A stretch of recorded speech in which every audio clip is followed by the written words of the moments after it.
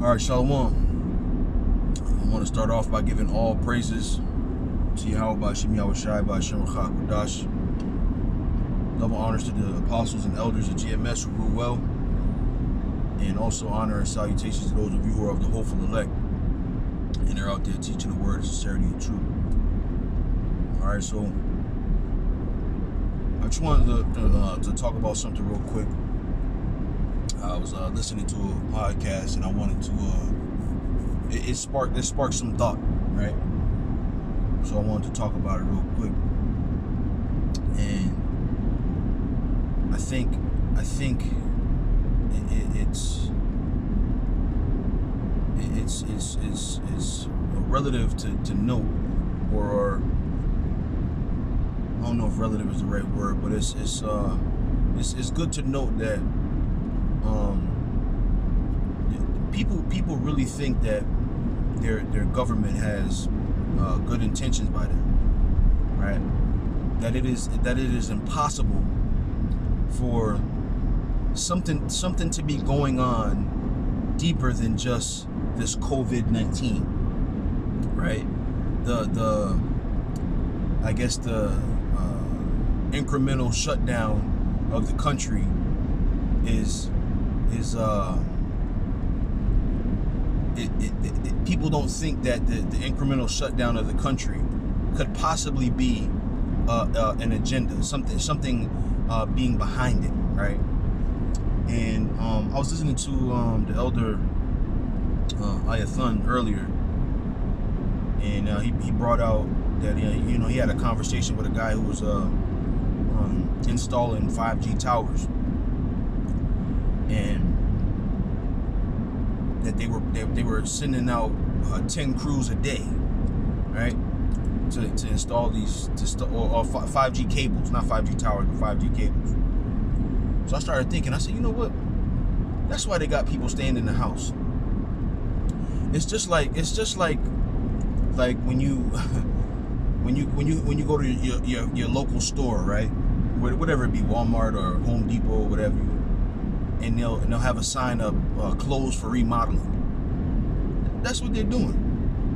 They're shutting the country down incrementally so that they can remodel the store. And what I mean is, so they can prepare the store for a new technology or a new system.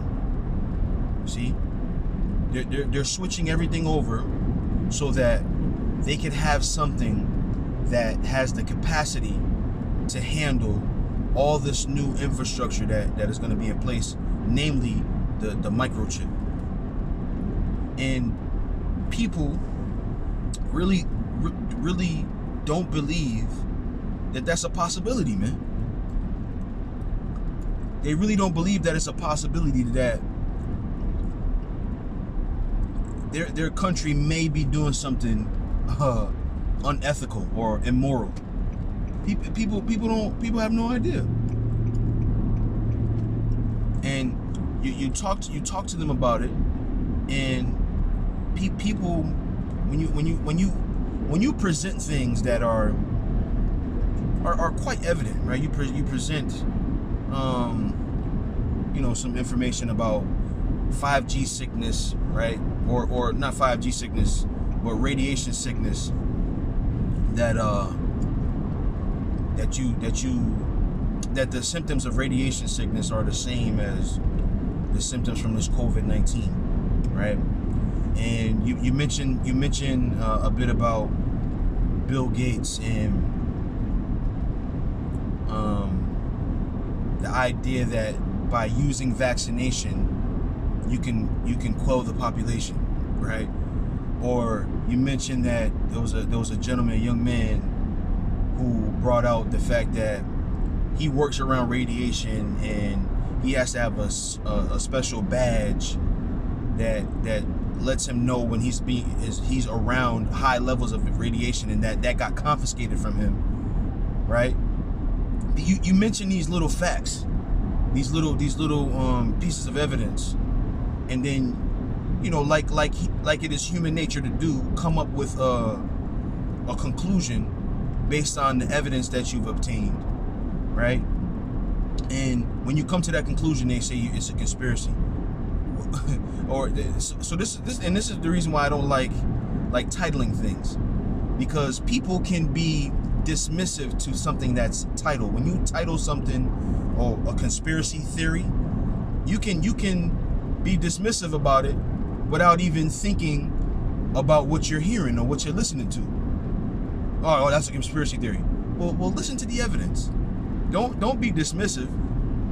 Use your critical thinking, something that you learned to do all your life, right? When you're watching TV, what do you say? Oh, I wouldn't do this like this, right? That's critical thinking.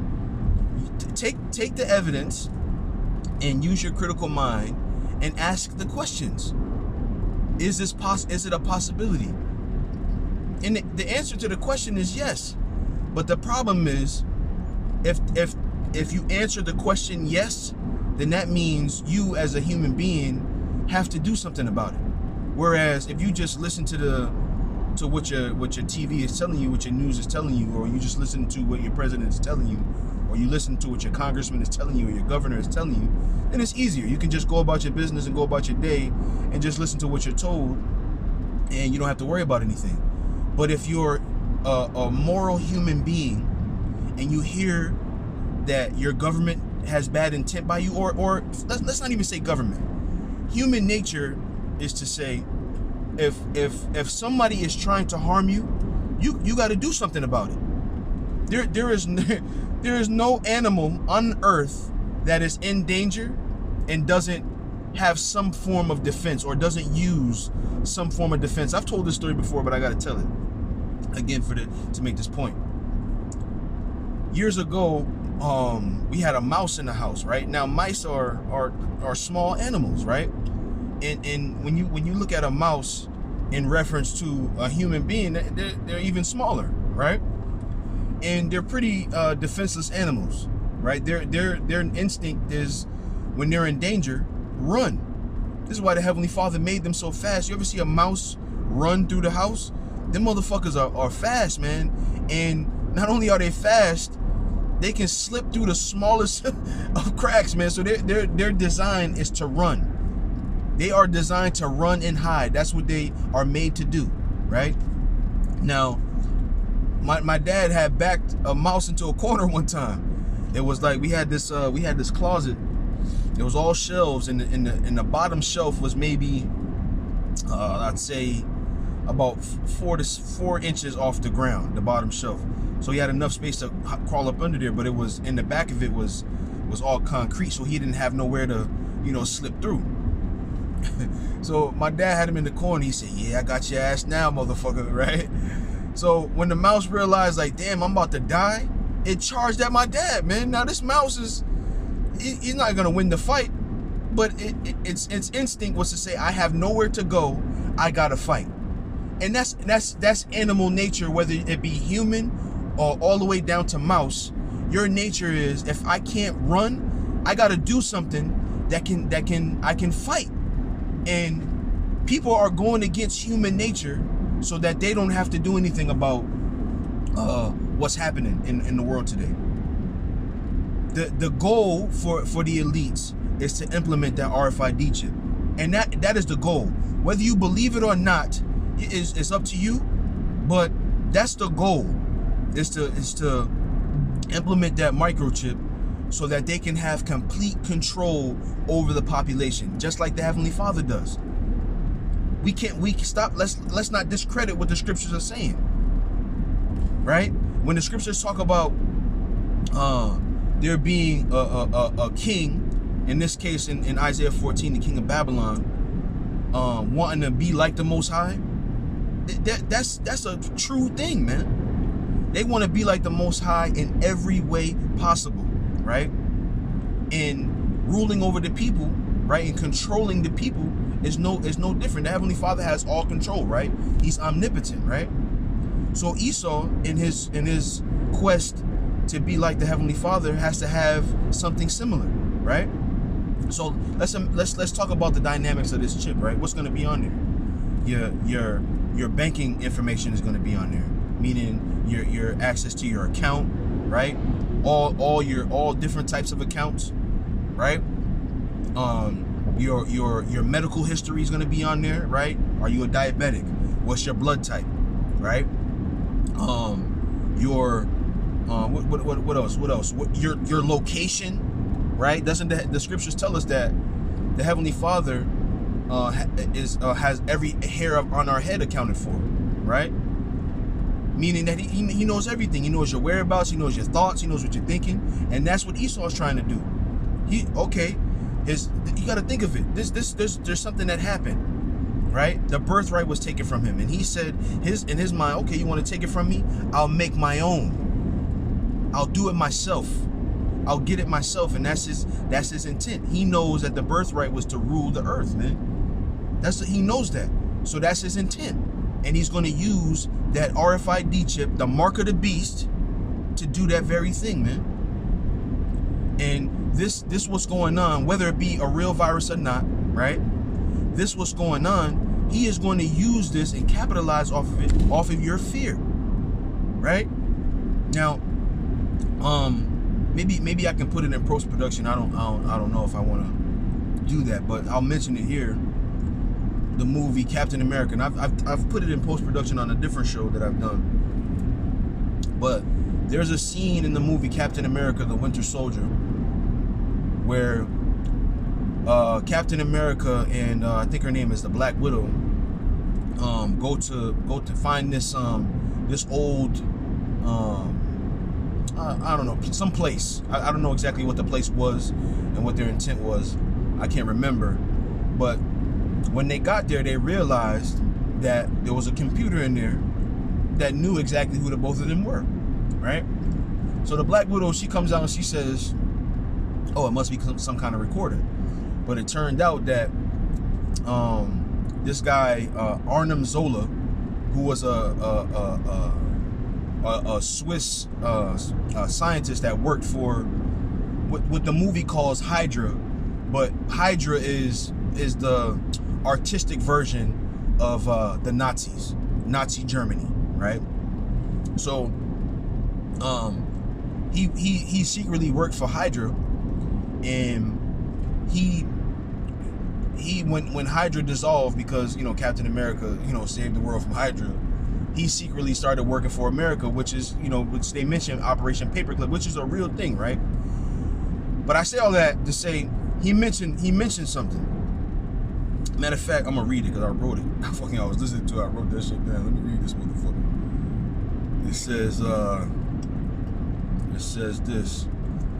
It says Hydra was founded on the belief that humanity could not be trusted with its own freedom.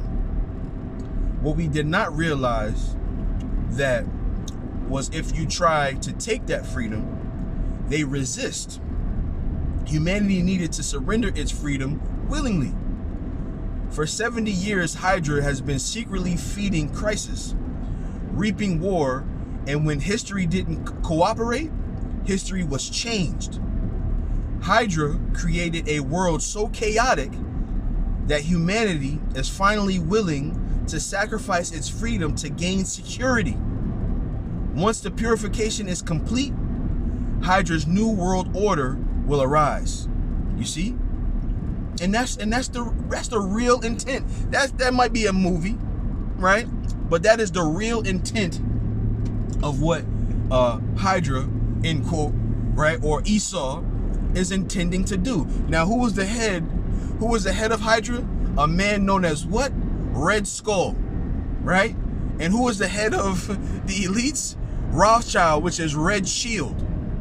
No different. No different. Right? So is it art imitating life, or life being exposed by art? Which one is it? You see? That is their intent. And if you don't believe it, you're not paying attention. You are one of the sheep. If you don't believe that that's what's going on in this world, you are of the sheep. You are a useless eater, and the world has no use for you anyway. You would be willing to ignore human instinct or to lie to yourself so that your human instinct doesn't kick in and you don't have to do anything. This is not a righteous world. This is not a moral world that we live in, man. Stop thinking that your world leaders are doing right by you. Right? Like it says, excuse me, like it says in Isaiah 30, going down into Egypt, asking at the hand of Egypt. What did it also say in Isaiah 30? Oh, excuse me, I'm burping, excuse me. But what did it also say in Isaiah 30? That the trust in Egypt will be your shame. A lot of people are gonna find out, like, damn, like you know, because you got us men of the Lord, right? That have been on the highways and byways. We say little remarks at work. We say little remarks at the family meeting or family gathering or at home, right? And people are gonna say, damn, that nigga was right, man. And they're gonna be sick to their stomach. Because you could have in our case at least repented to Yahweh B'Shem Yahweh Shai for salvation, man. Right? But now that can't happen for you because you didn't listen, man. The scriptures say, I called and no man regarded. You see? What is that? I can't remember. Called and you refused and no man regarded. What is that? Is that Isaiah? In any case, right? That's what these men of the Lord that have been on the highways and byways have been for. To warn you of who your enemy was, right? Paul said, the mystery of iniquity doth already work, right? Because the prophecy spoke about a wicked king, a wicked nation of people that will rule the earth in these last days. And he was telling them, look, this mystery of iniquity that we're looking for, look, it's in play right now. So just like Paul warned of the mystery of iniquity, we're warning of the mystery of iniquity. So-called, let me say this, Edomites have not done anything good on this earth. Ever. Nothing righteous, nothing benevolent. Esau has never done anything righteous on this planet. And he's just continuing on in what he's always done. Trying to find something to eat, to kill, to destroy. That's his nature, man. He doesn't know how to bring forth life. So what does he do? Like, I was thinking about this yesterday too. I was driving, and you got this guy Bill Gates saying that a part of global warming is because of our carbon footprint, right? And instead of us as humanity saying, hey, we're being too greedy, we're using too much natural resources, right? Let's slow that down a little bit and start following the land Sabbath, right? Stop cutting down so many trees, right? Instead of doing those things, his idea of fixing it is use what you've always used, but let's kill a bunch of people so we don't have to stop doing what we do. And that's the mind of an Edomite, and quite frankly, it is the mind of a child, man. Right? Instead of, and like for instance, right? People diet all the time, right? Instead of saying, you know what, maybe I should stop eating 2 sandwiches. Maybe I should stop eating 4 and 5 times a day. Let me just outwork the amount of food I'm eating. Go to the gym and run for 2 hours. Instead of saying, you know what, maybe I'm eating too much. Let me quell that a little bit, and then I won't have to worry about being overweight or being sick. You see?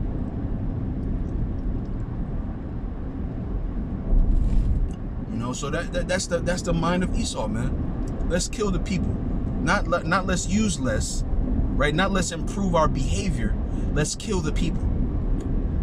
And that is Edom to a T, man. That is Edom to a T. He can't control the people the way he wants to at this number, so let's reduce the number.